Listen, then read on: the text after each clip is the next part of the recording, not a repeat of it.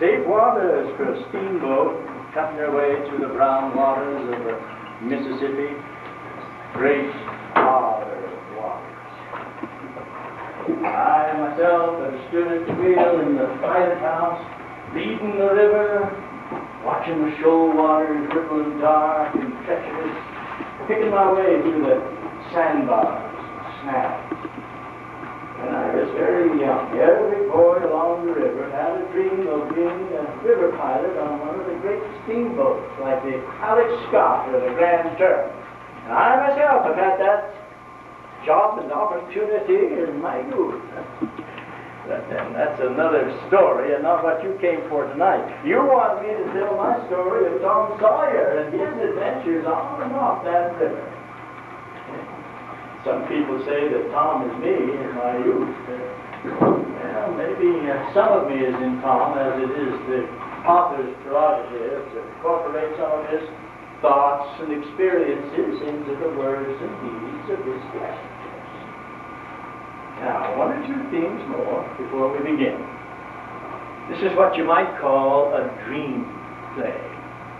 Memory of another time. Now, some of our actors portray more than one character. So don't people get confused now. They're only shadows of those who were and are. Now, we have no scenery. Only tables, chairs, and a few benches. You have to use your imagination. No scenery in the world can match good imagination. In fact, it's impossible to portray on this stage or any other the spectacle and the panorama of life around the Mississippi River. Some people say that life was much simpler then, and maybe it was, but it sure seemed powerful, complicated at the time, but it was most always warm and dry. But just like the streets, running down through St. Petersburg, Missouri, right on down to the river there. And life was full of beauty, too. The kind of awful beauty that would lead a boy to suppose that there are some things in this world so grand that he, by comparison, might seem awful insignificant.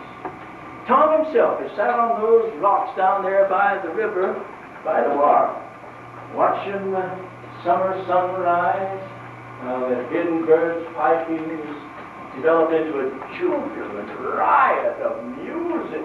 And when the light gets a little stronger, you have one of the fairest and strongest pictures you can possibly imagine.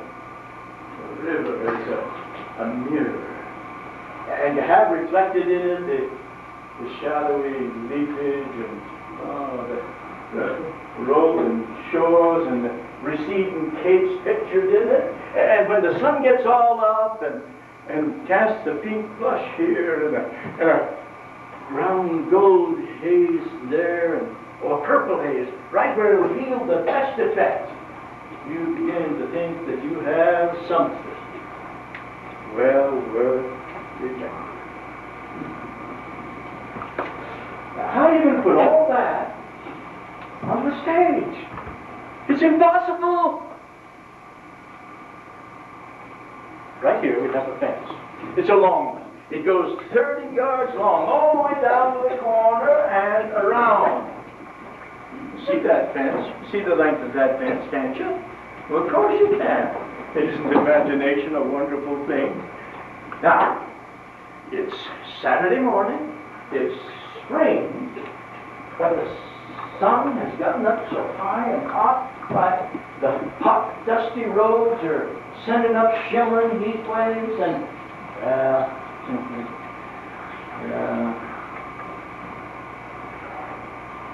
all the boys in the village would have shed their clothes long before to go skinny dipping in the river, except for one thing. Their mothers keeping them at their Saturday chores. Isn't that a powerful fine fence? 30 yards long, all the way down to the corner and around. Tom? You, Tom? Where's that boy gone off with, I wonder? That is Aunt Polly. Tom? Where did you go to? Oh, that boy will be the death of me. Tom was sneaking around the woodshed a while ago, Aunt Polly. I saw him from my window. He had something under his arm. Maybe he's hiding in there. Well, the very idea. Tom, what are you doing in there? Nothing. Nothing? What's all over your hands? In your mouth? Look at this. Oh, no, Ann. I know what it is. It's jam. I have told you 40 times. If you didn't leave that jam alone, I'd skin you alive. Now, where is my switch? Oh, Father. Here's one, Auntie. Oh. Now, Tom, you get in there and get the whitewash bucket and brush. You are going to whitewash this fence. And no holidays until you're finished. I wish you was more quiet like you, Sid. I can't imagine the two of you being brothers. Only half brothers, Aunt.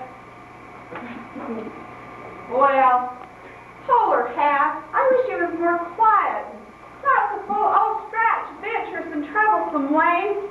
Every time I let him off, my conscience hurts me. And every time I hit him, well, my heart most breaks. But I've got to do my duty by him. And I'm obliged to make him work all afternoon, and he hates work more than anything. But if I don't do my duty by him, I'll be the ruination of that child.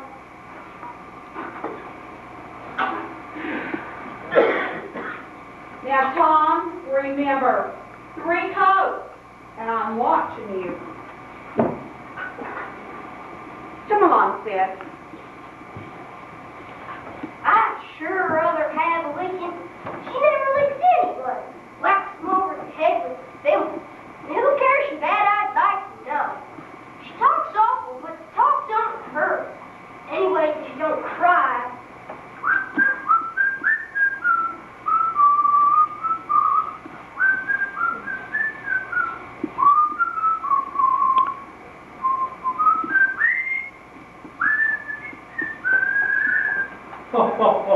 Well, my favorite fellow schemer, Thomas Sawyer. Afternoon, Tom.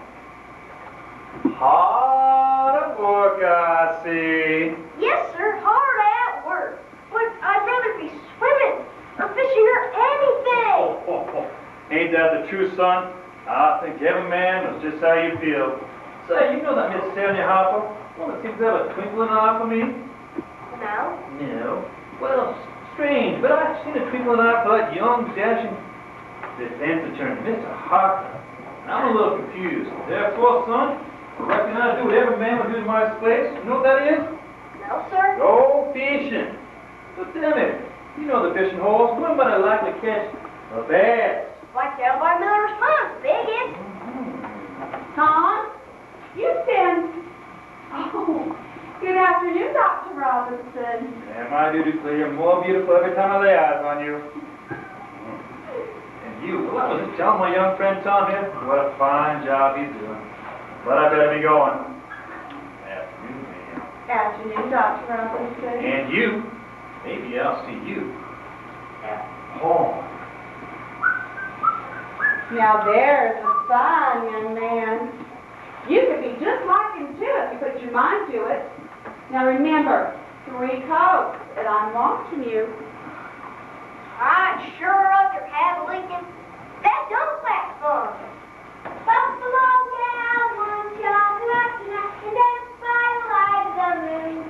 I dance with the gal with the hole in her sauciness, and he'll keep a rockin' and keep it knockin'. Whoa, Tom! Whoa, Jim. Off to the pond? Yeah. My, it sure is hard out here in the sun. Ain't you ever in the shade of these trees? Say, Jim, I'll fetch you water if you'll whitewash some. Can't hardly, Tom. I saw your Aunt Polly out front, and she told me you'd ask me to whitewash. So she told me to run along and tend to my own business. She allowed you to tend to the whitewasher. Then around the shade then, Jim. I'll give you marble. I'll give you white Allen. Well, white Allen, Jim, and it's a fully tall. My, that's a mighty fine marble, I tell you. And besides, if you do, I'll show you my sore toe. All right, give me the marble. I thought I'd better check on you. Now, Tom, I'm going over to Sarah Harper's, and I want you to get those 3 coats done while I'm gone.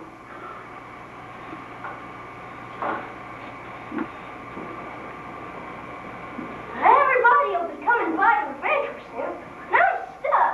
I'll have to change my strategy. Ding-a-ling-ling! Joe Harper. If I can get him, I can get anyone. Get on the tip and keep you shining. Ding-a-ling-ling! Woo-woo! Better to start with, sir. Love, Tom, you got work to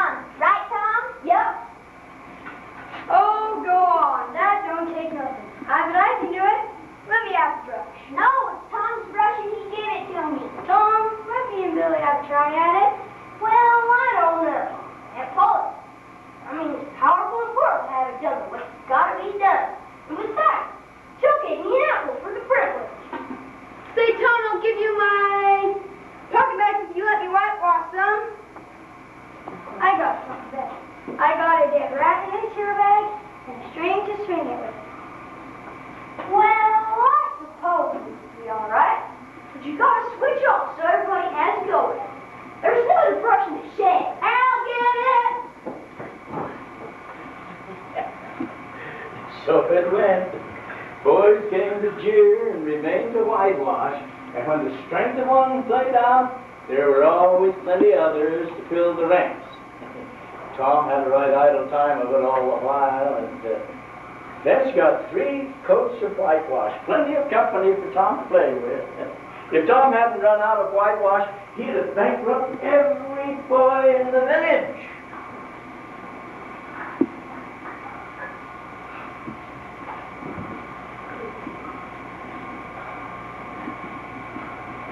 Looks fun, man. Let's go swimming. Yeah! Tom had learned one of the great secrets of human action. Namely, in order to get a man or a boy to covet a thing, it's only necessary to make that thing difficult to attain. Tom! Tom! I brought you a drink of water. It's awful hot out here today. Slim, thanks that boy. Oh, laws of me. He's done. Well, it sure goes to show what a body can do when he puts his mind to it. He can do anything. Well, you see now, Tom had been a wise and a great philosopher like the author of this here story. He would have come to realize that work consists of what a body is obliged to do, and play consists of whatever a body is not obliged to do. Mighty fine thing. Now that you folks have had some practice in imagination, we'll get on with our story. Sunday morning, sun rose upon a tranquil world and beamed upon a peaceful village like a benediction. Tom had been working hard at getting his Bible reading lesson. Sid had learned his lessons days before. Now, Tom, let's see what you know. Blessed are the, poor. Yes! Blessed are the, poor, in spirit. In spirit. Blessed are the poor in spirit, for theirs, for theirs. Blessed are the poor in spirit, for theirs is the kingdom of heaven. Good, Tom. Now the next. Blessed are they who mourn, for they shall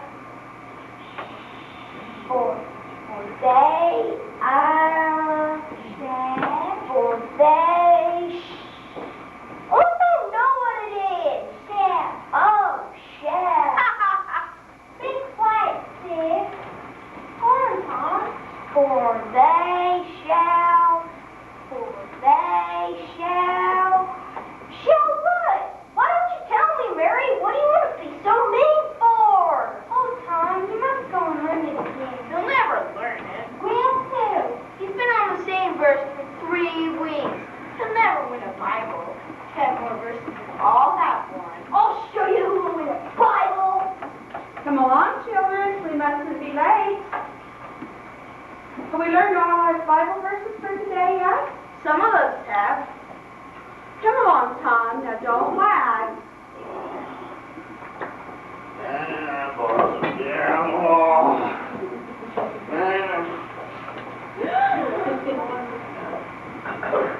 Well, hello, madam.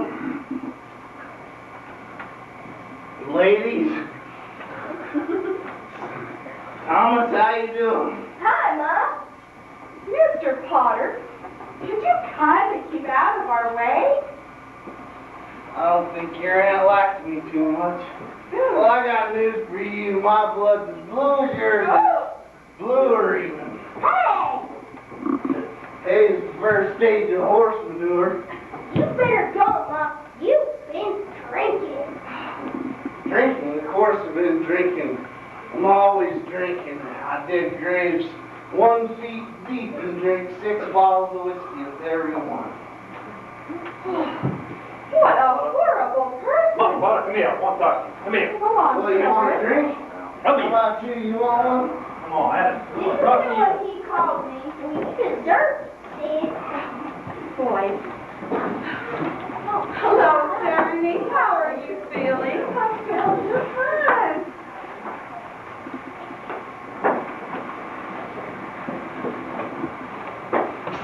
Jim! Have you got any yellow tickets? Yes. What will you take for 'em? What will you give? A piece of licorice in a green plastic.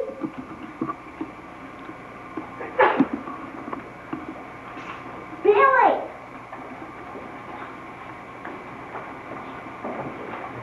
Have you got any red tickets? Yeah. 3. I'll give you a couple of white alleys for 'em.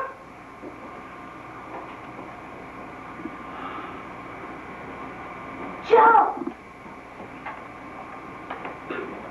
Yeah, John? You got a yellow ticket last week. I'll give you my new kite for it. But it took me a whole year to get it. It's a daddy kite. Well, all right. I don't suppose I'll get another one anyway. What do you want it for? Yes, Jeremy. Is that a new hat? Why, no. I just haven't worn it in a while because I forgot that I had it. Well, Tom traded all his whitewash and lose for Bible tickets. And I suppose you're wondering what those Bible tickets are. They are a marvel. One Bible ticket was paid for 2 recited verses. 10 blue tickets was equal to 1 red one, and 10 red ones was equal to 10 yellow ones. And for 10 yellow tickets, that's 2,000 verses. The superintendent, who was also the schoolmaster, gave the pupil a Bible.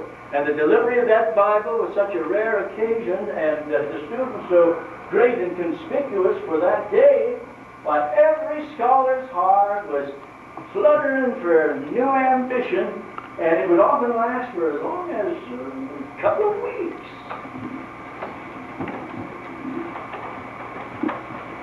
Ladies and gentlemen, please, quiet.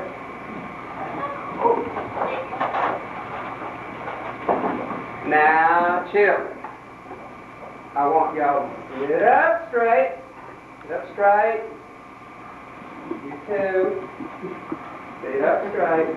You too. Okay, here, I see a pretty young lady over there, kind of looking out the window. What should she be looking at there? Probably she thinks I'm up that tree, giving a speech to a big bird. I don't think so.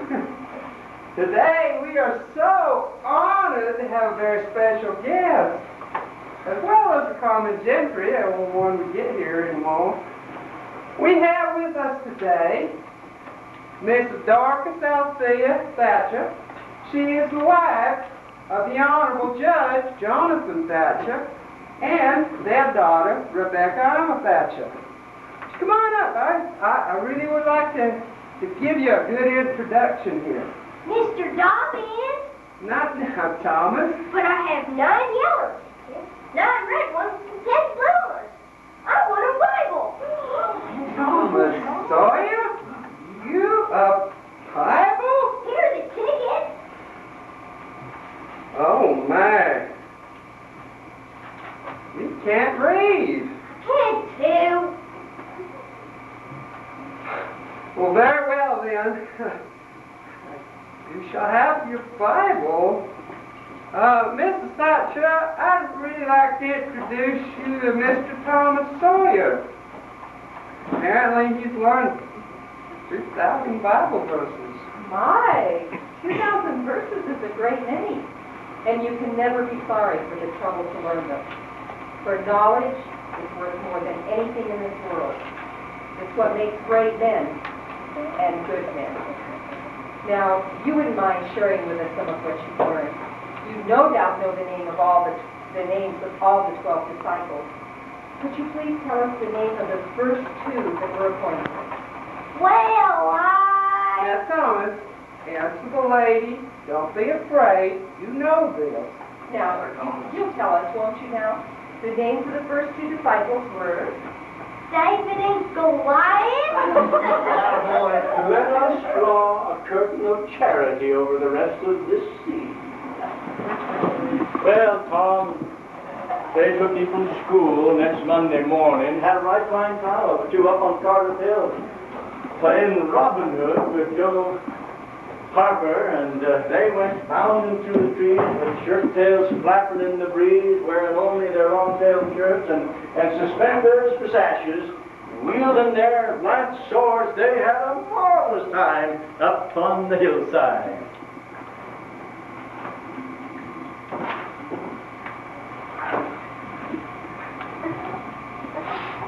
Gotta get it, Barn. Hey, Tom, I lost my sword down there. Huh? I can't find my sword. I think it fell down there. I gotta go get it. Okay.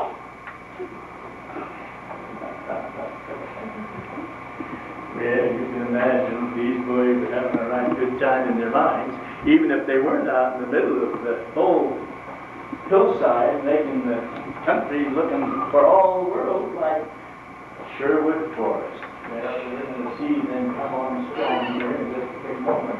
And in the strength of their youth and the vitality of their energy, they're going to look like Robin Hood and his mighty merry men. Any moment now. Ha-ha! Found it. Yes. Hell goes there without my pass. I do. Gotta get it for him. I don't want your pass. Who art thou to hold such language? I am Robin Hood, who thou canst carcass soon shall know. I will gladly dispute thee. Have at thee. These boys would rather be outlaws a year in Sherwood Forest than President of the United States forever. And when they got tuckered out, they went swimming. Got home in time for chores before supper. Tom was ready for Aunt Polly's questions, which were full of guile and very deep.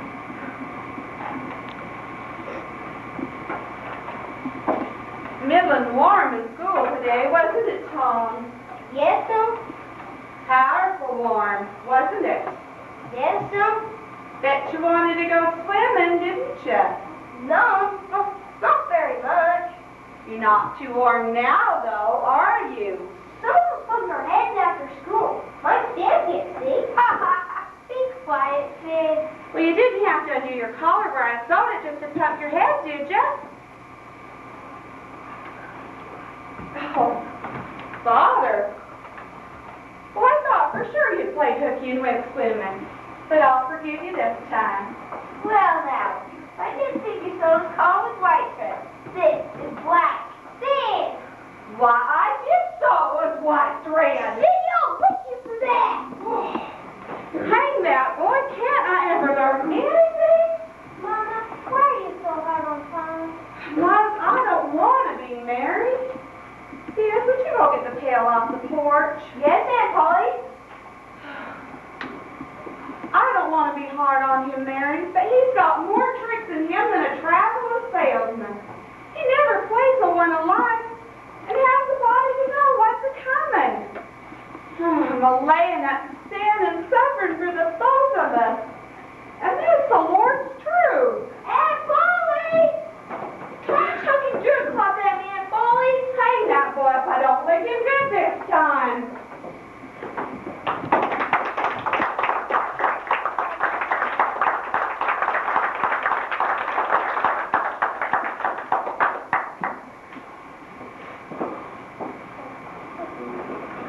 Sometimes she sews with black. Sometimes she sews with white. I was telling she sticks one or the other. She would never know what to hand me for Sid. But I guess I learned him a lesson. Sid was not the model boy of the village, though he was not far from it. No. Tom knew the model boy and loathed him. All boys loathed him. He was the apple of every mother's eye in the village. As far as having anything in his head, why, you can trade the contents of that for a pie. And nobody would be any the worse off. Except maybe the pie. Hello, Mr. How you Frank. doing, Tom? That's so fun. Good to see you. I'll take it in the air. Yeah, care to go for a little walk with me? Now, what's this new mischief you've gotten yourself into? I didn't go to school. I went up to Garden Hill and then into swimming. I myself all covered, and then Sid squealed on me. Well, I've often heard a poet say the best laid plans of mice and men are often brought to knowledge. Huh? Never mind, Tom. Are you sorry you went? No, sir. It was beautiful up at the bluff. The river looked like dark and black, shimmering in the heat. I just felt all crazy looking out the window, those soft green hillsides. I just about gone crazy. Well, you know, spring fever is a mighty powerful ailment, Tom. Say, Mr. Twain, tell me about being a pilot on the river. That's what I want to do someday. Well, maybe a little later, but not right now. You see that girl over there, Jeff Thatcher's? Yes, I do believe that is Miss Betty Thatcher. That's Jeff's cousin from Constantinople, the county seat. I think she's... Yeah, well, I think that she and her mother are going to be here all summer long. I think she's the prettiest girl I ever saw. Well, she does have a mighty fine look about her, Tom. Yeah, we'll see you later. Hello? Hello? Oh, hello. Let me see. It ain't very good. Oh, please. Oh, it's ever so nice. Now make a man. I wish I could draw. I'll learn you. Will you? When? Why, right now. See? It isn't very hard to draw. All you gotta do is know what you want it to look like before you start. Let me try it now. You're the boy at Sunday school, aren't you? Yes, Tom Sawyer. And you're Becky Thatcher. Do you really live in Constantinople? Yes. Does the courthouse really have a tin roof? Oh, yes. And it's very pretty. It sparkles in the sun. And in the evening, it's golden and sometimes red. Wow. My father's a judge. He's going to be away at state capitol. He must be an important man. He is. I didn't see you at school today. Well, I have things to do. What's that? Oh, it ain't anything. Come on. No. Let me see. No. Oh, please. I love you. You bad thing. I never. Please come back, Becky. You're the prettiest girl I ever saw.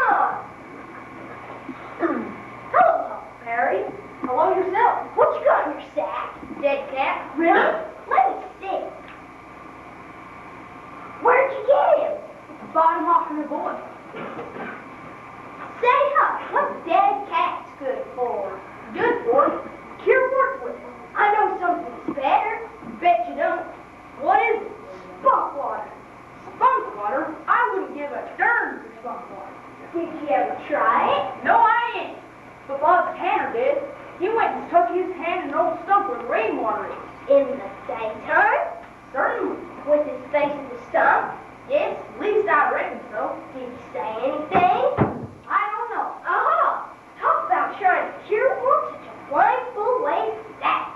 Well, you gotta go all by yourself to spunk water, son. And right as it's midnight, you jam your fist in and say, barley corn, injure me on shore.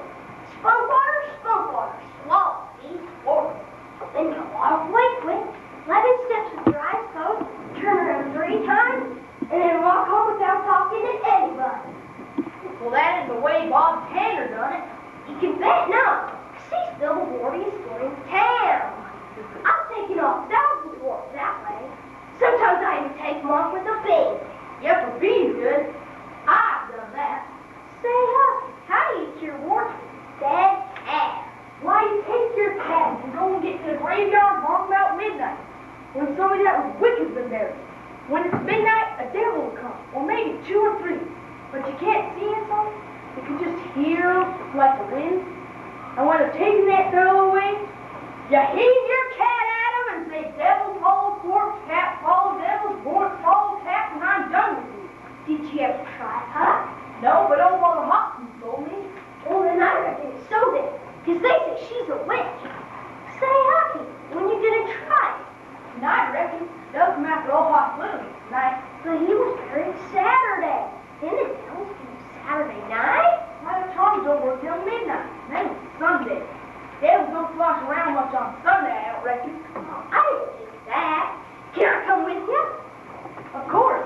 you and a beard.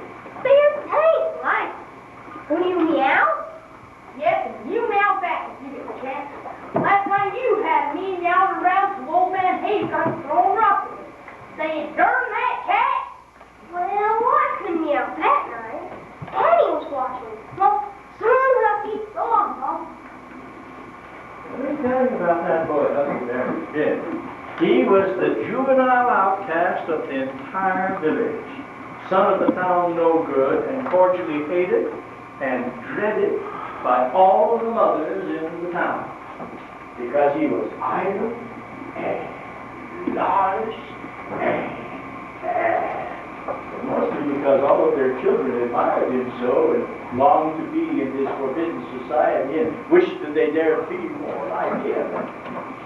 Tom, like all the rest of the respectable boys in the village, was under strict orders not to play with Huckleberry Finn.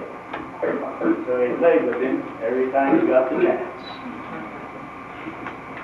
The wind made a faint moaning over his tree that night. Calm up, made their way through between the stones. The moon drifted in and out of the dark clouds. Say, Lucky, do you reckon the dead people like it for us to be here? I wish I know it's awful song like you. Say, Lucky, do you reckon old House Williams hears us talking? Of course, at least the spirit does. This is great. I wish we said Mr. Williams. What's that over there? What time do you think it is? It must be close to the time. Awful storm like, ain't it? Those clouds covering the moon and all? Right, spooky, all right. What is it, Tom? There it is again! Oh, Tom, they're coming. They're coming soon. What do we do? I don't know. Think they'll see us? Oh, Tom, they can see in the dark. I wish I hadn't come. Maybe we keep perfectly still. They won't see us. Look, what is it? It's devil's fire. Oh, Tom, this is awful. It's devil, sure. 3 of them. Tom, can you pray? I'll try. Now I lay you down to sleep. What is it, huh? They're human. At least one of them. Watch out, Boots, here we come. You still make enough noise to wake us dead. Stay up. I know another of them voices. It's Hinks and Joe. That's so. I thought they was dead. What can they be up to? Aha! Get my trailer. Didn't even know ya. Get the egg. What you want the matter? Cork broke off the top of my bottle. Put it away. Get digging now. Can't find my other bottle, though. I need a drink. Bottle. Dig.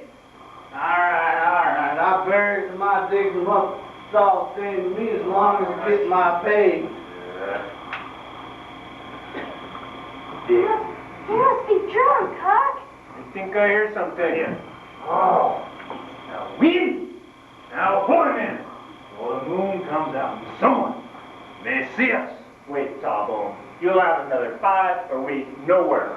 Them's the words. I see another 5 or I start whittling. Oh, look here, mucky potter. You cried your money, you're boozing it, Ben. Now pay you! Yeah? You done more than that. 5 years back, me hungry. I come for food, so you kicked me out your pa's kitchen. And we swear I get even you. Your pa, get me, thrown in jail. You think me forget? I got you now. You got it settled. I'm gonna sell it. Don't hurt my heart. Moron. Look at Mon! Joe! Put it down. You not be so bossy. I said put it down. Stick you. Joe? Joe?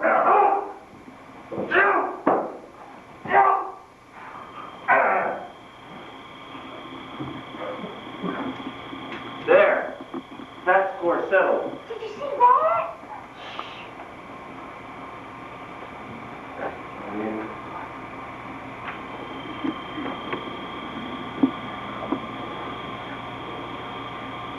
Hey! Oh. What you get me for, Joe? Up you. Oh, man. Let I fall asleep. Help me up. I'm done digging. Hey. What's this, Joe? You passed out? It's a dirty business. Why do you do it, Muff Potter? I never done it, Dad. Hey, that kind of talk won't wash. Hey, he's bleeding. Honest now, Joe. I can't think. My mind's all in the muddle. Did I do it? You two was scuffling. He said you could not. You come up, jam your knife into him, fall down drunk, there you lay. Oh, I never should have done it. Joe, I didn't know what I was doing. I fought before, but I ain't never used a weapon before in my life. I don't even remember doing it, Joe. Please don't tell, Joe. Don't tell. You always been fair square with me, Muff Potter. That's I right. won't go back on you. That's right, I always been fair square. You're a good friend, Joe. That's enough of that. You take these things. Me finish here. You be off yonder way, go to the old tannery. Leave no tracks behind you. I'll come for you when it's clear. All right. You're a true angel, Joe. You're a good friend. Get this done. Whiskey, Joe.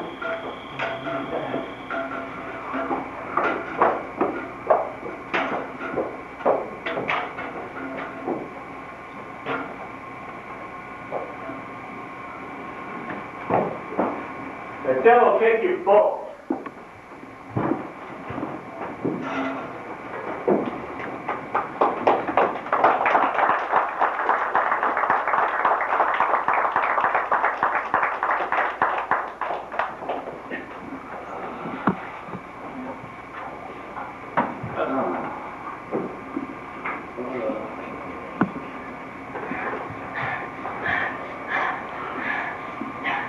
What did they say there in the old tannery?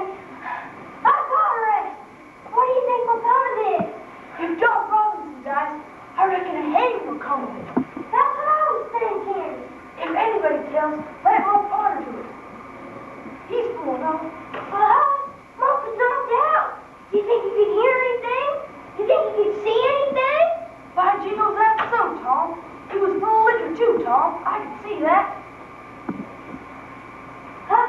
You think we could keep Mom? Tom, we gotta keep Mom. You know that. Tom, let's take an oath and swear to one another to always keep Mom. I agree. Will we just hold hands and swear it? No, that wouldn't do for this. There would be writing about a big thing like this. And blood. Of course, you're right.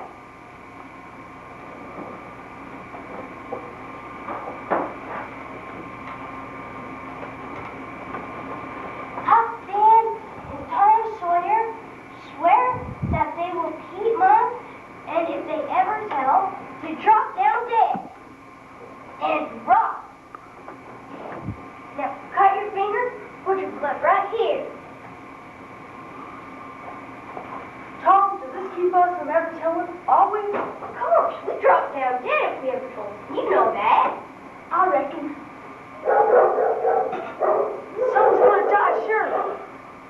It's right outside. Oh, Lordy, I think I know that voice. It's Arnerson's bull terrier. Oh, that's good. I didn't think it was a stray dog. Oh, Tom, that is old Arneson. Look, Tom, look. It's a stray dog. Quick, Tom, who does he mean? It must be both of us. We're right here together. Oh, Tom, I reckon we're goners. I reckon there's no mistake where I'll go. I've been so wicked. Dad, Benji, this is what I get for playing hooky. And everything a feller's told not to do. You bad? Tom Sawyer? You're just old pie alongside what I am. Wait, look, Hucky. He's got his back turned to us. Jerry, Tom, do you four? Now what does he mean? There's someone over there. Whereabouts, Huck? I believe it's down the other end. It sounds so anyways. Huck, do you hear us go if I leave? I don't like to suppose it's Injun Joe. Well, Huck, we gotta go out that way. Come on. It's almost Potter. Jimmy, Tom, it's in the dog unit.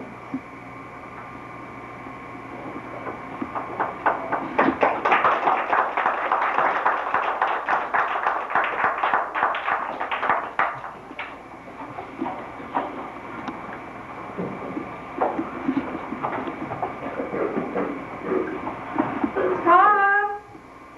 Tom! Laws, where is that boy?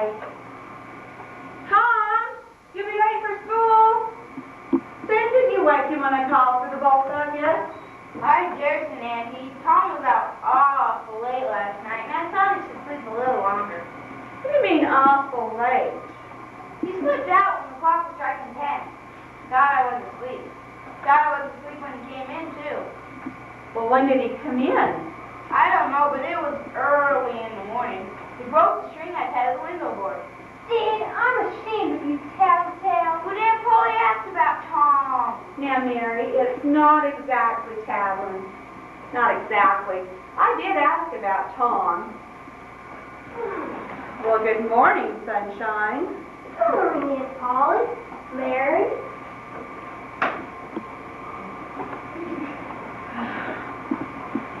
Tom, I need to speak to you. Yes, sir? You two run along to school, and mind, go straight to school. Mama, don't be too hard on Tom. He's a good boy. He'll settle down when he gets older. Bye, Aunt Polly. Tom. Bye, Sid. Bye, Mary.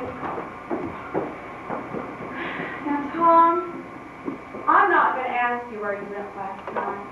Because it'd break my heart to know.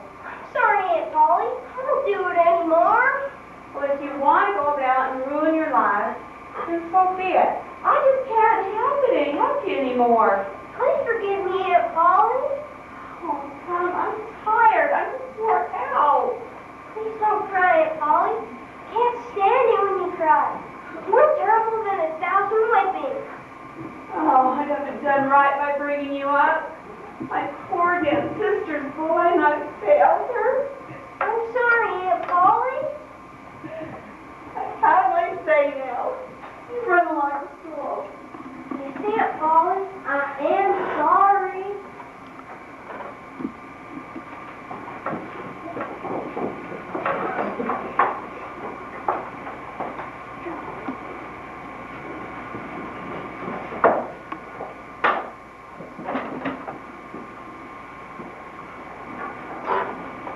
You should have seen his face when that boulder came rolling down the hill.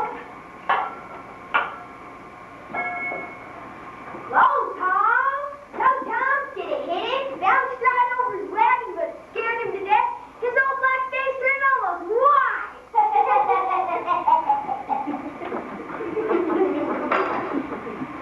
And then my mom said she would make an overdress for me. That's nice, Susie. Who ate some of Mr. Dobbins and Tom? Why? She played hooky yesterday, and on Sunday, David and Goliath. David may have played Goliath, but Tom is no match for Mr. Dobbins. You haven't seen him mad yet. He roars like a lion. Oh, Mary. I'll see you later, Becky. Hello. Well, hello.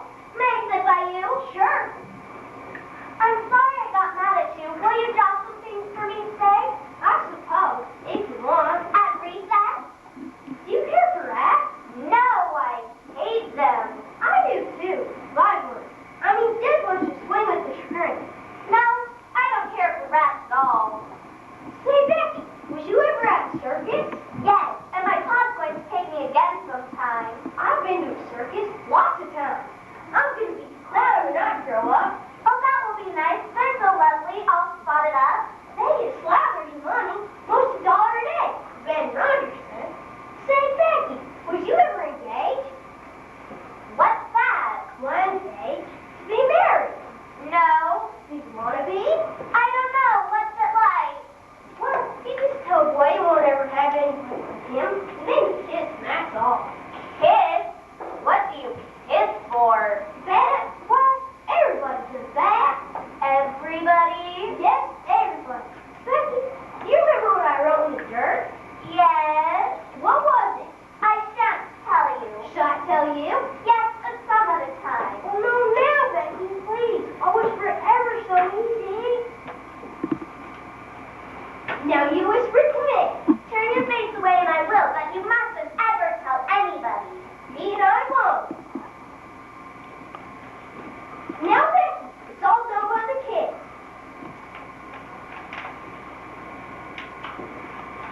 Now, Becky, it's all done. And you ain't ever to love anybody but me. And you ain't ever to marry anybody but me. Never, ever, and forever. And walking to school with me and coming back home, because that's what it is when you're engaged. Oh, it's so nice. I've never heard of it before.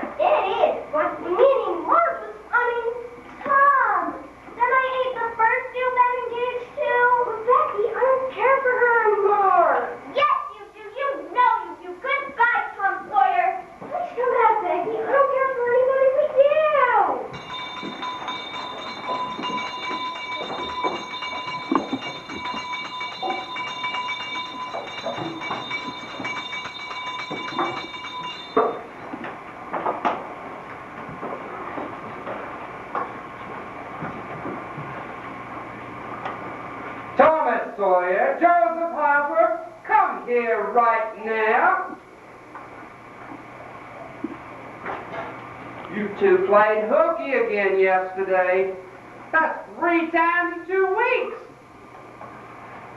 I don't know about you two, but Thomas, what you did to me in Sunday school, you two, your infernal impotence will never be tolerated again.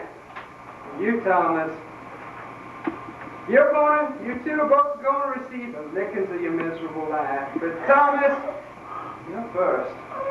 Come over here. Bend over now. Hold on, kids. I'll find out what this commotion is. You're safe. Miss Harper, nice day. They found her body up by the cemetery and it's been stabbed to death. And they said it was in the hands of Dr. Robinson. And it's just awful. Oh my, this is horrible. Can you hold him for just a second? Children, school will be dismissed for today. Yeah! But you are to go straight home. A cemetery is no place for children. Dead bodies, none of that for you. Go straight home. Well, Mrs. Harper, can you tell me a few little more about this? Who found the body? Jesus, Fuller. Oh my, that's bad. I dares to go. Tom, I've come to find you. There's a whole lot of people up at the cemetery. Some people think it's planted in trees, you see. They found last night down by the body. They say someone saw him lost by the river washing himself this morning. Everyone thinks lost something. They're going out to hunt for him right now. What do we do, Tom? We gotta keep him now, huh? We got it. Whoever tells Injun Joe will kill us. Come on, let's go watch. Well, a terrible crime has been committed. And the secret to that crime was that all the evidence pointed to one man. And when that was decided on, you see, the public are not slow in the matter of sifting evidence and reaching a verdict. And when that was decided on, the whole town was ransacked for the murderer. When Muff was found and then confronted with the evidence, his own knife, why, he would have swooned if they hadn't caught him. Well, that convinced them all the more that they had judged rightly in the matter, and Injun Joe's story put the finish on it. Now, there were those who felt that with such convincing evidence that the trial was useless and that verdict should be swift and justice should be complete. There was better judgment that won out, and Muff was put into jail to wait for the trial. But there were some who thought that Injun Joe should be tarred and feathered for body snatching. That so formidable was his character that no one could be found to make the judgment in the matter or to take the lead. So it was dropped. And then for days after, Tom's conscience was racked over for the fact that, Injun Joe was the one that was guilty. And he and Huck, they thought that perhaps they probably ought to break their oath and let them know that it was Injun Joe. But, well, they were convinced that Injun Joe had sold his soul to Satan, and no earthly power could touch him. Tom, you sit around and talk your sleep so much that you keep me awake half the time. Well, I have a tooth that pains me. A tooth? Well, I better have a what? It's all better now, Aunt. And you do talk such stuff. Last night you said, it's blood, it's blood. You said that over and over. What you got on your mind, Tom? Nothing I know of. And you said, don't torment me so, I'll tell. Tell what? What is it you'll tell? It's that dreadful murder. I've dreamt about it almost every night myself. So do I. I don't know if I can stand this talk for another month. Till the trial. Well, let's just not think about it anymore. You children run off to school, and mine go straight to school.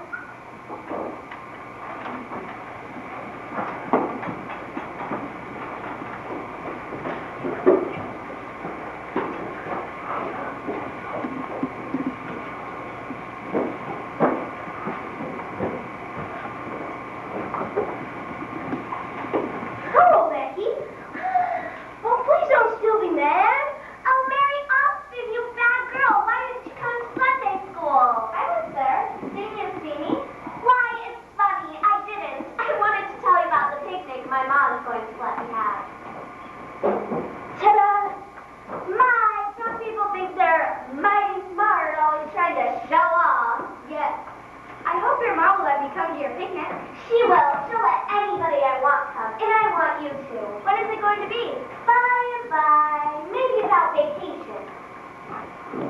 Fine, go on and see if I give a fit for you and your picnic. I bet if I was die, you'd be feeling sorry. Well then, I'm leaving. I'll be a robber. Then you'll all be sorry. Aunt Polly and Sid and Becky won't be there to pick at me anymore. Hello, John. Hello, Joe. I want you to promise me not to forget me when I'm gone. What do you mean? I'm running away. I gotta get away from this horror music.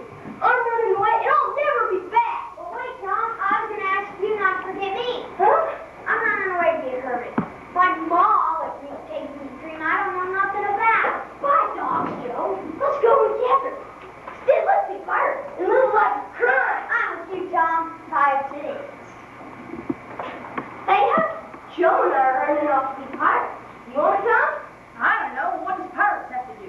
Oh, they just steal ships, and they bury gold where they're supposed to watch it, and they make everybody on the ship talk. And then where the bullies go, all gold and silver and diamonds. Well, I reckon I ain't been speaking to a pirate. All the clothes will come fast enough once you get started. All right, let's start getting supplies. We'll meet at midnight at the bluffs, sail on and capture a man raft, sail off to Jackson's Island, lay low, everybody forgets about us. I know I can get some tobacco, and I need a ham. Ah, the joy, the sweet spirit and adventure of youth. Joy of dark and mysterious ways. Pirate ways.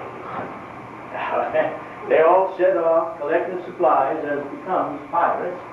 And before the day was done, they had enjoyed the sweet glory of spreading the fact that pretty soon the town would hear something. And all who received this vague note were cautioned to stay mum and wait.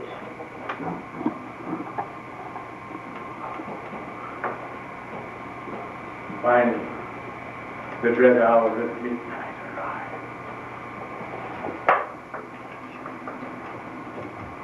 Hey, you want to come to Jackson's Island with us? Who's out there? Tom Sawyer, Black Avengers is Spanish Bay. Name your name. Huck Finn the Red-Handed. Joe Harper, the counter of the sea. His Wells is the countersign. Bye. Presently they commandeered the raft and shoved off. Tom in command, Huck at the after oar, and Joe at the forward. Tom stood amidships with folded arms and gave orders in a low, stern whisper. They passed before the distant town with 2 or 3 glimmering lights shone where it lay, peacefully sleeping, unconscious of the tremendous event that was taking place. The Black Avenger wished that she could see him now, abroad on the wild deep, facing peril and death with dauntless hearts.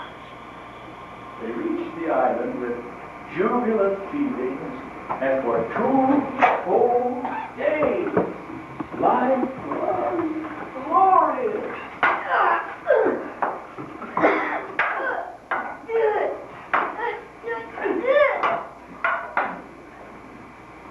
Ain't this grand? Sure is. What would the boys say if they could see us?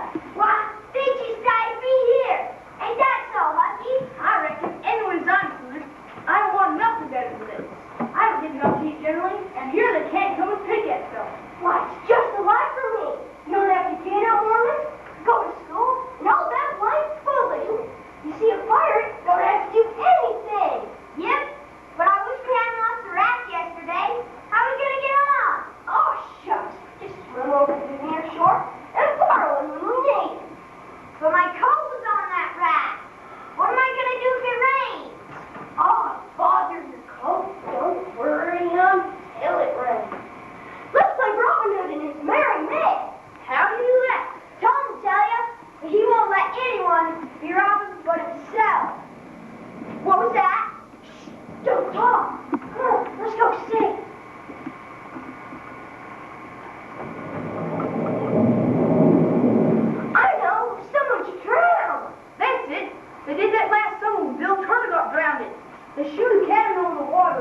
on comes the top. Yep, but I just wonder who it is. I do too. I get peeps to know who it is. Boys, I know who's drowned. It's us. Yeah, it must be us. They must have found the raft with my coat on it.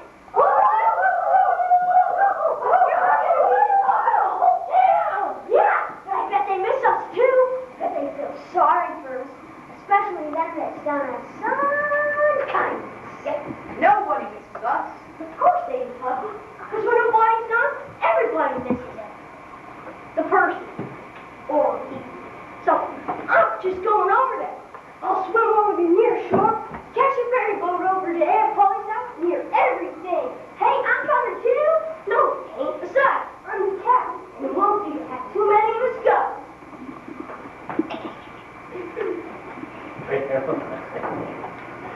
He made his way to the village undetected, but found his Aunt Polly's home shrouded in gloom. Tom made a mental note of scene so that his report would be spiced in detail. As he listened to the sorrowful conversation from his hiding place, Tom was overcome with a powerful feeling of homesickness. These were emotions that he had been pushing aside, fighting, since the adventure began.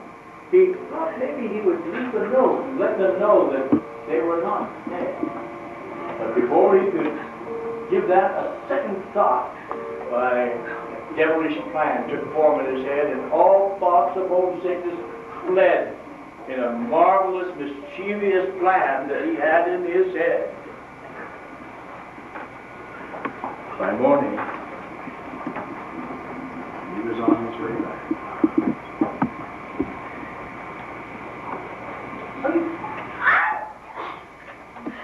He's not gonna come back. Of course he is. Tom True Blue. He'll come back. He won't desert.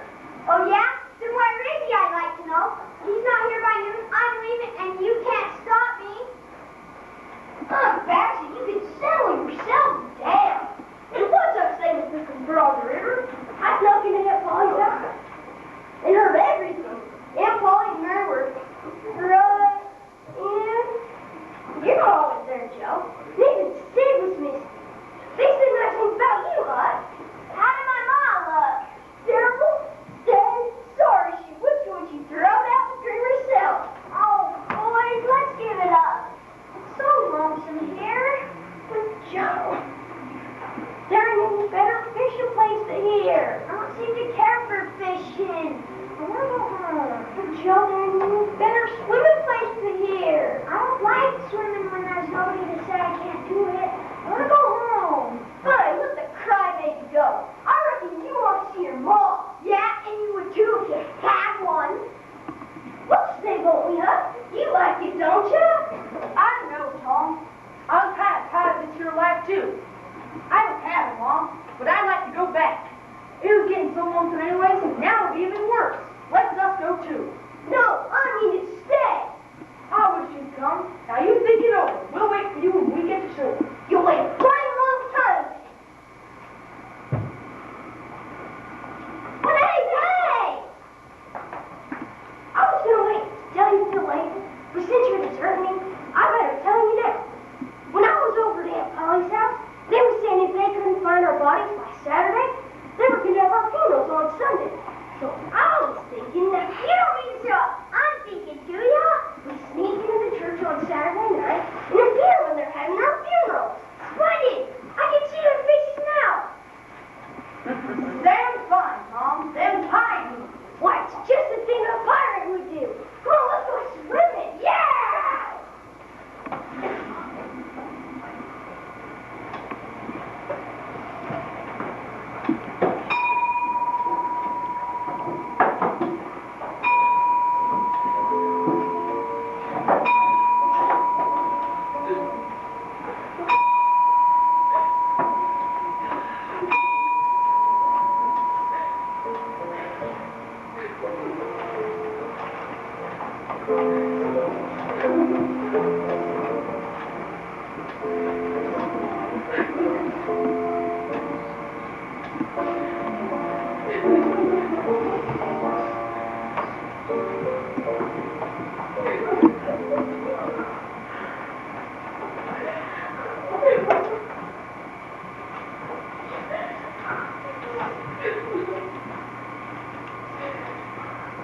I am the resurrection and the life. He that believeth in me, though he were dead, yet shall he live. These words of comfort and consolation at this time of this tragedy and loss of these poor young lads, no longer will we see them or hear them. No longer will we feel their sweet natures. No longer will we see them playing in our streets. Lord, preserve us. My Tom! Baby. Oh, you're calling? It ain't fair to no glad to see, huh? Oh, I'm glad to see him. Poor motherless thing. Praise God, from whom all blessings flow. Maybe we can get the choir to help us out here. Y'all know the song. I want you to put your hearts into it. Sing! Praise God, from whom all blessings flow. Praise Him, all creatures near below. Praise Him, all heavenly hosts. Praise Father, Son, and Holy Ghost. Amen. The Lord certainly works in miraculous ways. His wonders to perform.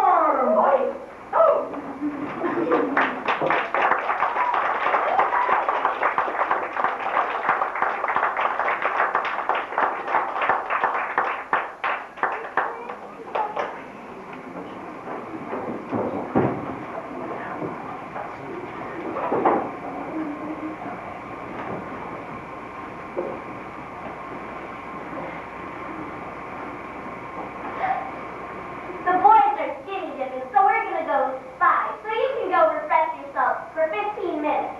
The outhouses are through that curtain. Ladies first here, right, and men second. And there's a well in between and you get your water from. Go around that way to get your candy and pop. Don't go that way, or Injun Joe will get you. Don't come this way, me stick you. What did Tom say? You think he's out goofing off again? Holy. I wouldn't say it wasn't a mighty fun joke, Tom, for you boys to go and make everybody suffer while you were off playing games. But it is a pity that you could keep me suffering.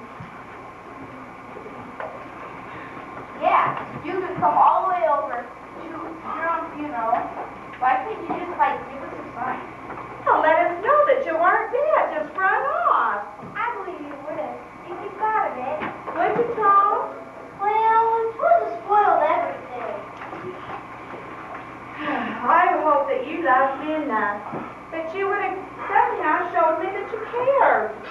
Auntie, you know I do care for you. I'd know it better if you acted more like it. No, I'm not. But I dreamt about you. That's something. It ain't much. A cat to that. Shush, Stan. What did you dream, Tom? What? They say that.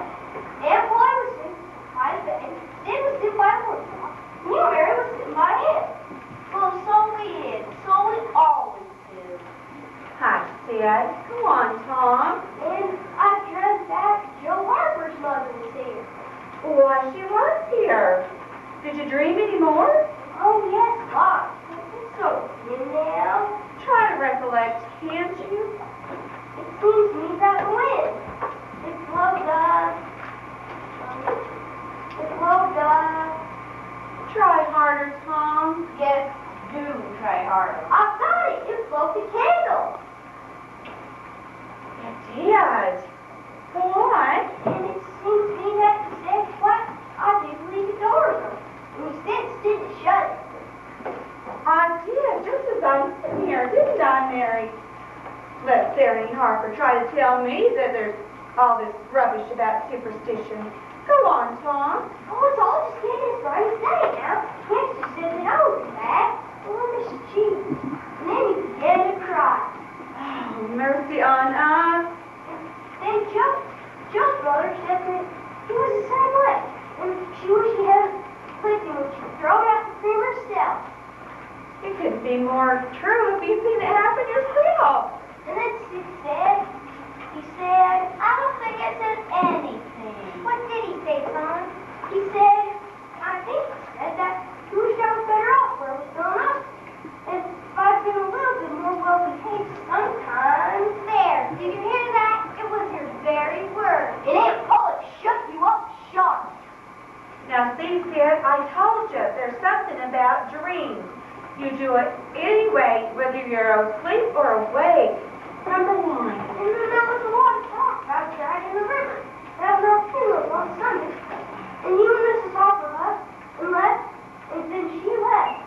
You and prayed for me, and I heard every word you said. And then I felt so sorry that I took and run on a piece of sycamore bark. We ain't dead, only on fire. Set it on the table by the candle. And I felt so sorry that I went and kissed right on the lips.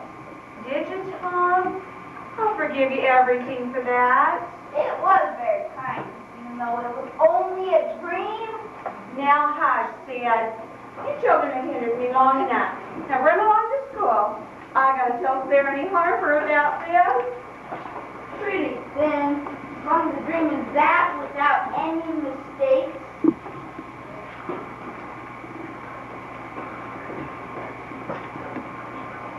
Whoa, Joe! Hello, Tom. Oh, Harry. Hey. Whoa, Johnny. Whoa, Joe. Hello, Jim. Hello, Billy. Come on, then. Let's go play marbles. Yeah. Hello, Becky. Hello. I'm so glad you're not drowned. Did you really care if I was lost? Oh, yes, Tom. And I'm very sorry I got mad at you. Do you forgive me? Of course, Becky.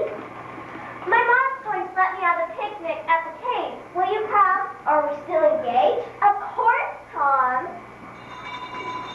I'll be along in a minute, Becky. Tom, I gotta talk to you about nothing. There's certainly Tom smoking, I ain't heard nothing of it. Tom, you haven't gone and said anything bad. Of course not. Like Tom Sawyer, we wouldn't live 2 days if that got found out. You know that. Well, I reckon we're safe as long as we keep mum. I reckon. Let's talk around. All bad. It's coming to sweats us on to hide somewhere. They say he's the worst villain in this country, and they wonder he wasn't ever hung before.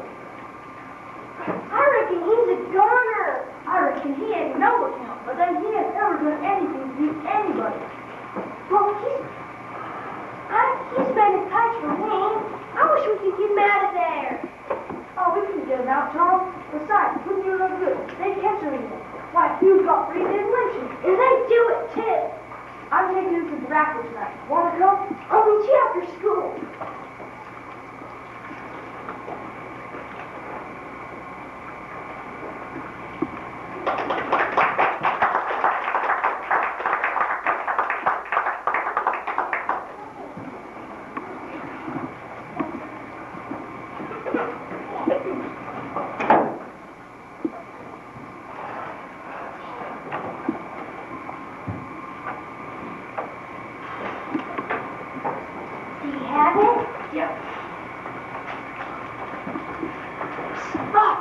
Who's there?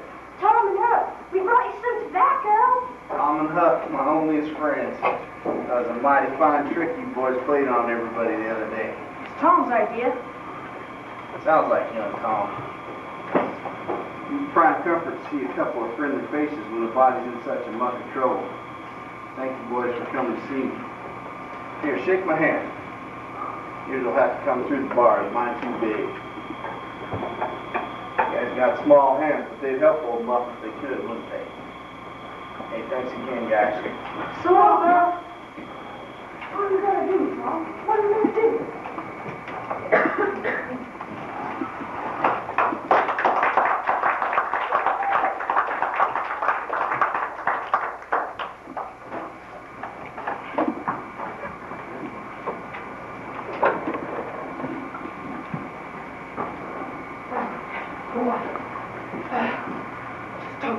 do with him. Oh, Tom Sawyer, I'd like to skin you alive. What have I done? Oh, you've done plenty. Here I go all the way over to Sandy Hawkins to make her believe all that rubbish about the dream. And lo and behold, Joe told her everything. You was here. I wish now I thought, but I didn't think. Oh, child, you never think. You can come all the way over from Jackson Island just to laugh at our troubles. I know that was mean, but I didn't mean to be mean. Besides, I didn't come all the way over from Jackson's Island to laugh at you that night. Well, what did you come for? It was to tell you that we had got drowned. All that made me come. What was all the rubbish about the bar? The bartender wrote on to tell you we're on the outside and we weren't got drowned. I wish now you woke up when I kissed you. I do, honest. Well, what did you kiss me for? Because you were laying there moaning, and I felt so sorry. Fine. Kiss me again and go to bed.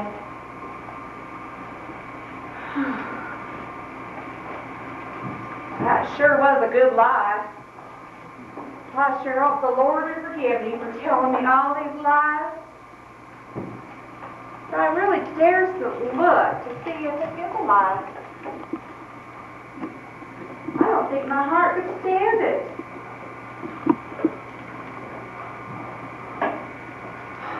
The bark.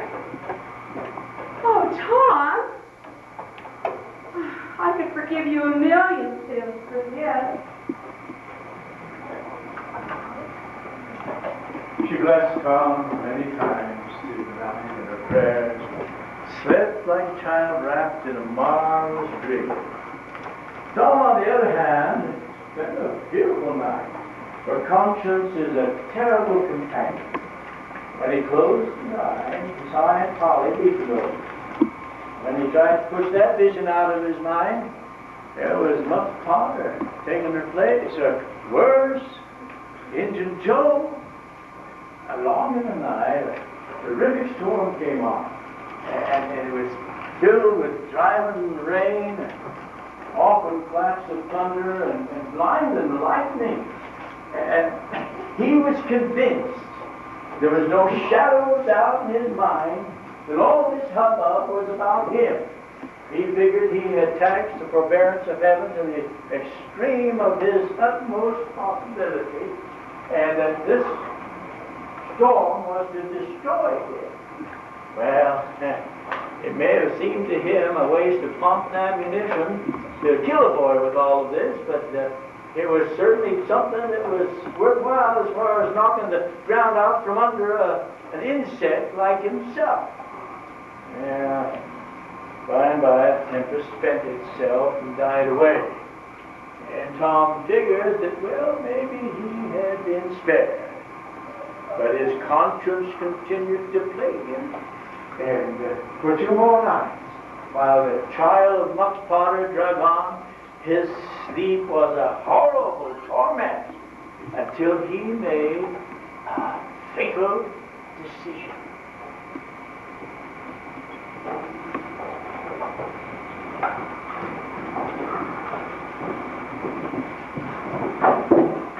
A trial is a terrible thing, you know. It's quite a curious thing, especially if the verdict is a foregone conclusion.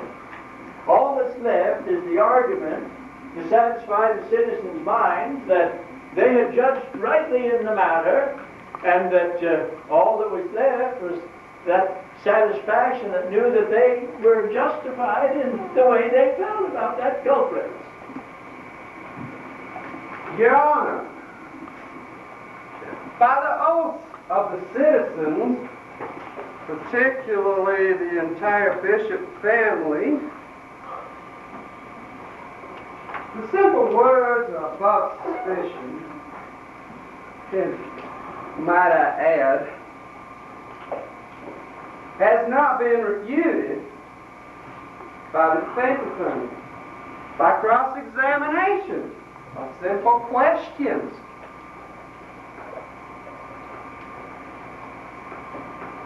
We have shown the actions of the unhappy prisoner at the bottom. He was seen early in the morning washing himself in a brook close to the crime scene. Don't prove nothing.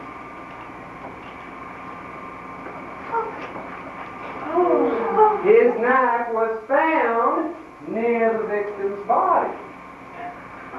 Interestingly enough, when this weapon was presented to Mr. Potter, he gasped and almost fainted. We also, at this time,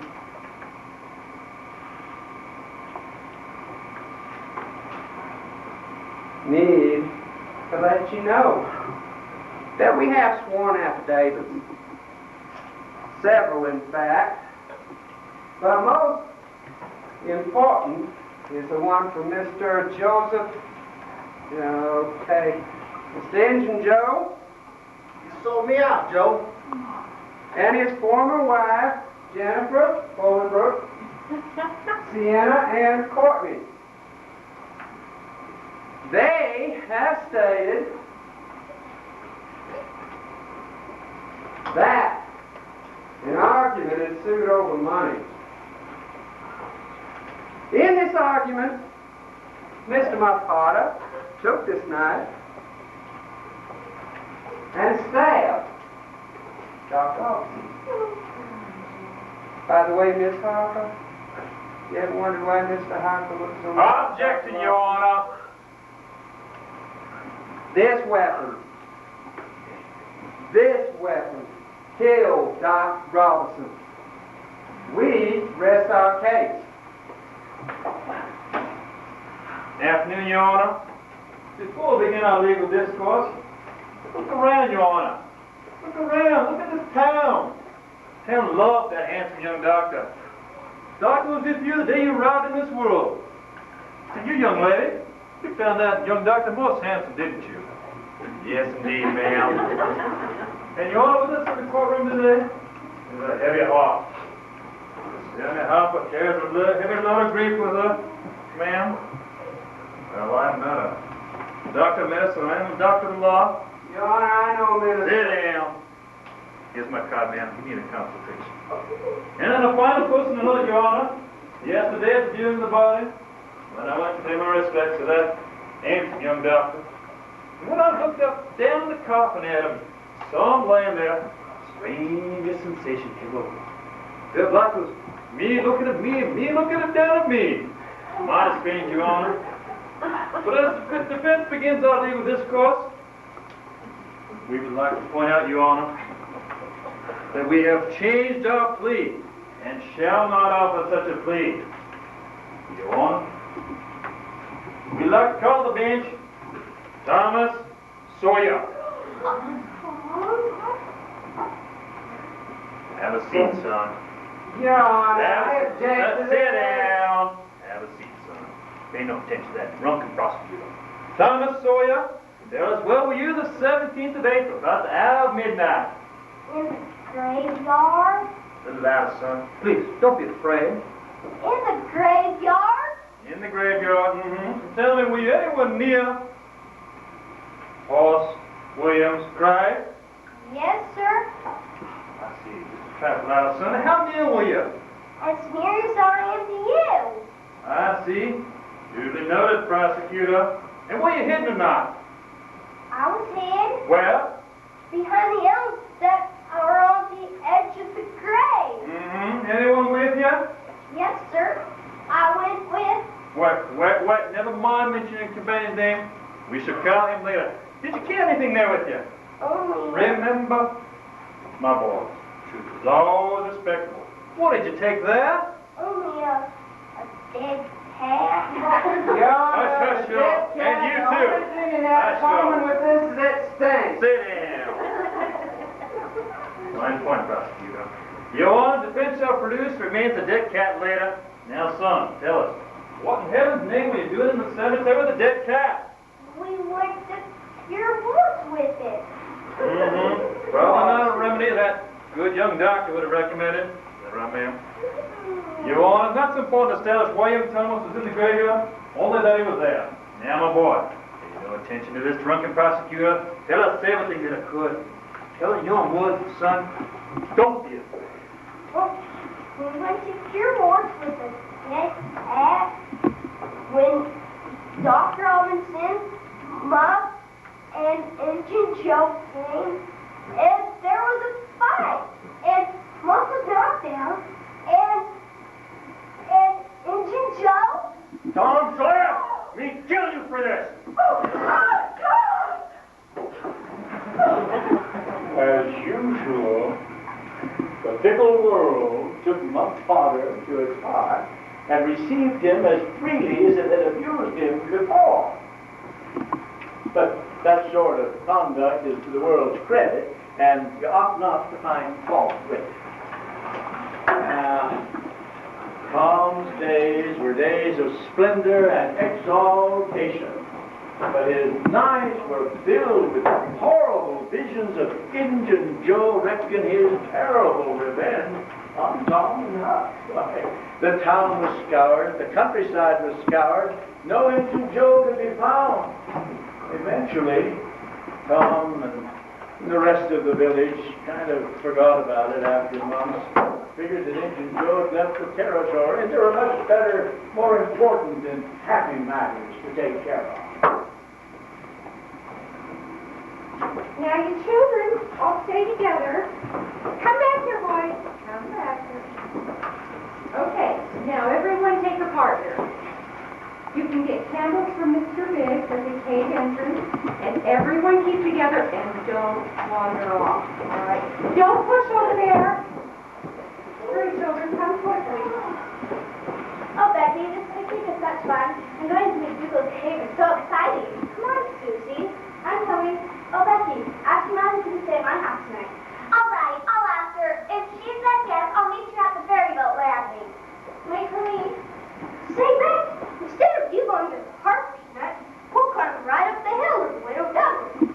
She has ice cream. She has most every day. Love it. That would be fun, too. But what would Mama say? Oh, shucks, your mom knows, girl. So what's the matter? And besides, all she cares about is that you get home safe. I guess you're right. Come on, Becky. Let's go get our candles. I know this cave as well as any man in the county. McDougal's Cave. Vast labyrinth of crooked aisles, twisted passages that were vicious and the brink of nightmare influences on those who would get lost in the wide, angled passages that wandered in and out. It was said that man or woman or beast would wander for days and never find the end of the cave. Some would say that no man knew the cave. Oh, some young men knew a portion of the cave, but it was not customary for them to go beyond that portion. Tom Sawyer knew as much of the cave as anyone. I'm tired of running in and out. I don't place where we can run our names. You can rest there. Look at all the names that are already written here. Come on.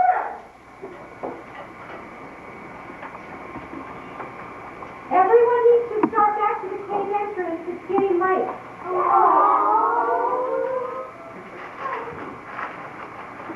It's awful quiet, isn't it? It sure is. It's always quiet when you stop to listen. All you can hear is your heartbeat. Why, I didn't notice. It's been awfully long since I've heard any of the others. We better start back. Yes, I reckon I could get us back. All we gotta do is go back the way we came. But can you remember all the turns? I hope we don't get lost. That would be so awful. Listen. What is it? Bad. We can't go out that way. Say that's where our candles at. Then we'd be lost. Tom, I'm afraid. Get out, Becky. Tom, they will miss us and hunt for us. Maybe they're hunting right now. I sure hope they are. When will they miss us, Tom? Well, your mother doesn't miss us at the ferry boat landing. She misses when she got home.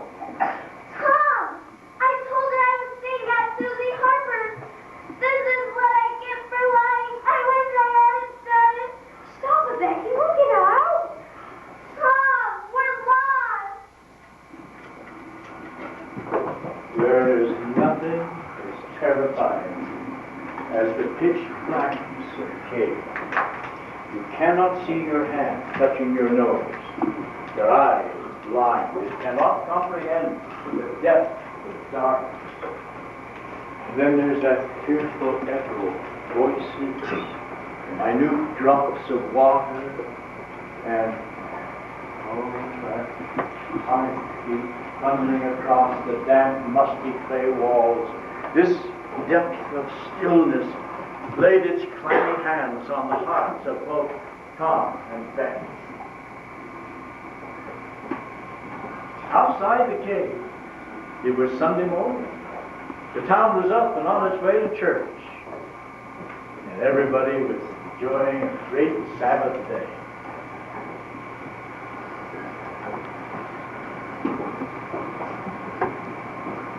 Why, Mary Harper, where's my Becky? Is she going to sleep all day? I knew she'd be tired out, but she really should be up for church with your children. Your Becky? Yes. Didn't she stay with you last night? Well, no, she didn't. Susan, did you say she couldn't come? I waited and let her go, Mommy. She told me if she didn't need me there, she could stay the night. Oh, dear. Good morning, ladies. Gary, I have a boy that's missing. I suppose you stayed at your house last night? Yeah, he's afraid to come home. Gotta settle with him. But he didn't stay with us. Oh, dear. Joe Harper, when was the last time you saw my Tom? I don't recollect exactly. I don't remember seeing him on the ferry boat. Neither did I, now you mention it. I reckon he was in the cave. Mercy on us. What's the matter, ladies? Well, Tom and Becky are missing, and we think they still might be in the cave. Well, that sounds like young Tom, all right, but it's a little out of character for Miss Becky. You boys, you raise up the town and start searching. I'm going to head on up to the cave and start looking. If you don't find them here, you can head on up there. All right, let's go. Don't worry.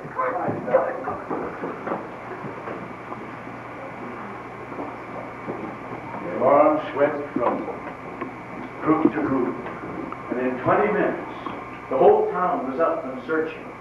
And when the children could not be found, by ropes, lanterns, the candles were gathered, the horses were saddled, the skiffs were manned, and all the town was out scurrying around for the river boats and trying to find everybody on their way to find Tom and Becky. By every man within 200 areas of the city and way out into the countryside were hurrying down the high road and the river toward the cave, with Muff Potter and Huck Finn valiantly in the lead. Inside the cave, there was little excitement. The children were wearied out from roaming through the labyrinth of patterns.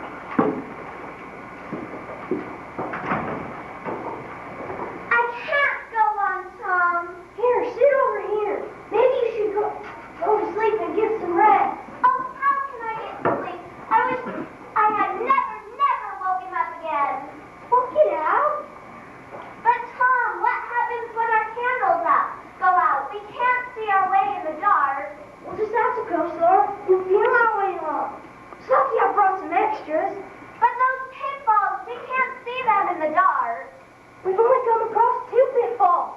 We'll just have to go slower and feel our way along, and we won't fall into any of them. Tom, I'm so hungry. Do you remember this?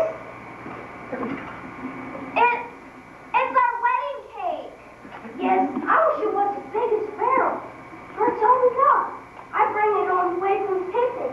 First a dream all the way grown-up people do with wedding cake. But now it will be our... Please don't cry, Becky. Shh. Did you hear that? What? It sounded like a bar shout. They're coming for us, Becky. Hello, we're over here. You're just saying that. No, I'm not. Listen.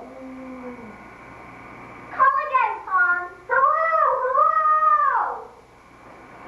I can't hear them anymore. Hello.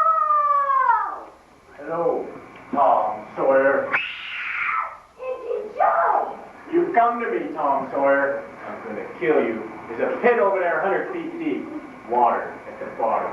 I'm going to throw you down there, Tom Sawyer, and your girlfriend. You'll drown like rats.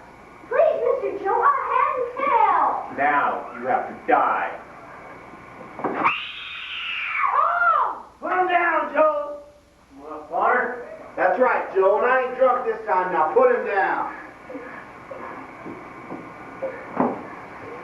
Kids head off on out that way.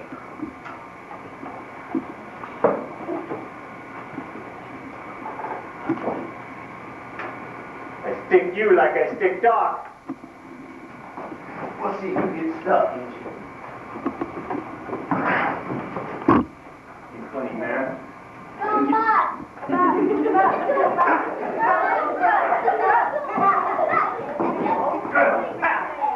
you die.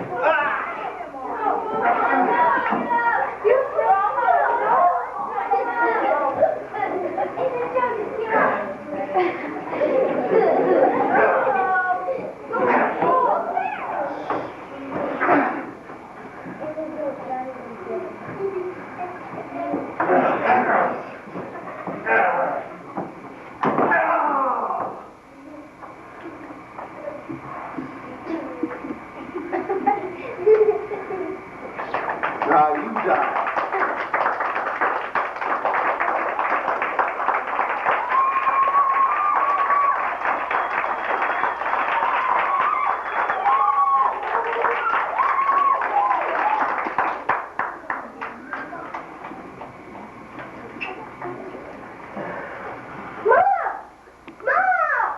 Tom, what is that mouth that screams?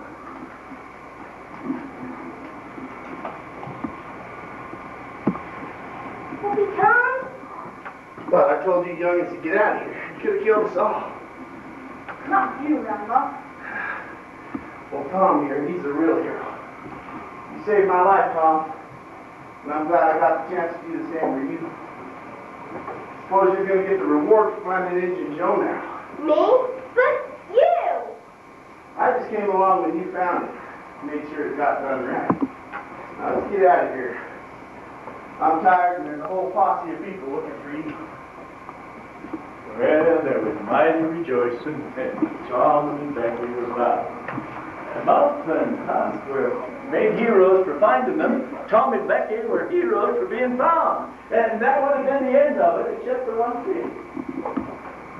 When Tom was making his way out of the cave, he left the trail back to where he met up with Injun Joe. So later on, when Tom and Huck went back into the cave to kind of search over things to see what had been left behind by Injun Joe, they found a stash of money there. When counted up in the light of day, amounted to $12,000. Well, since nobody claimed it, nobody could be found until they claimed to it. It was turned over to Tom and Huck, and they put it out at 6% interest a year. So, and Huck, he was given over to the widow Douglas for care, who had always had a hankering to, well, you know, take care of that poor motherless boy. Why, Huck, where's the new suit the widow Douglas bought you? Ah, these clothes suit me fine, and I ain't ever gonna shake them anymore. Them other folks smother me. I can't sit down, I can't lay down, I can't roll around anywhere. I gotta wear shoes on Sunday, I gotta go to church on Sunday. The widow eats by a bell, she goes to bed by a bell. Everything's so awful regular, body can't stand it. Well, Huck, that's the way everybody does. Well, I ain't everybody, and I can't stand it. Hey, Husky, where you been? Widow Douglas is looking for you. Well, she ain't gonna find me, 'cause I'm quit. Being rich ain't all cracked up to be. Just worry and sweat and wishing you was dead all the time. You can go and beg off me with the widow. I can't do that, Husky. That ain't fair. Besides, if you'll try to sing a little bit longer, you'll come to like it. Only Mr. Sawyer. Oh, he will. Like it the way I'd like a hot stove if I was to sit on it long enough? No, Tom, I won't be rich and I won't live in a smaller house. Looky here, Huck. Being rich ain't gonna stop me from thinking. Besides, I've been planning on turning rock. Are you in real Deadwood Earnest, Tom? Why, Deadwood Ernest, I'm standing here. But we can't let you in, Hank. Can't respectful, you know. Can't let me in until you go for a pirate? Yes, that's different. A robber's more high-toned than a pirate is. But in most countries, they're up high up in the nobility ranks, dukes and such. You ain't shut me out, would you, Tom? I would want to, but what would all these people say? What they say? Tom Sawyer's Cast, pretty low character, isn't it? They mean you, huh? Think you got a rock? Well, I'll go after the winter and see if I can stand it, if you'll let me be in the game. All right, now I have to wear to let up on you a little bit. Well, you're that good. Say, Tom, when do you get some abandoned drug robbers? We'll have an initiation tonight. Maybe. For what? Initiation. To swear ourselves together. And even if we're chopped to flinders, not to tell our secret. No, that swear's gotta be on. The awfulest, lonesomest place you can find. At midnight. Now that's something I like. And it's gotta be sworn in blood. On a coffin. Well, that's a million times bullier than pirating. I'll keep the winter till I rot.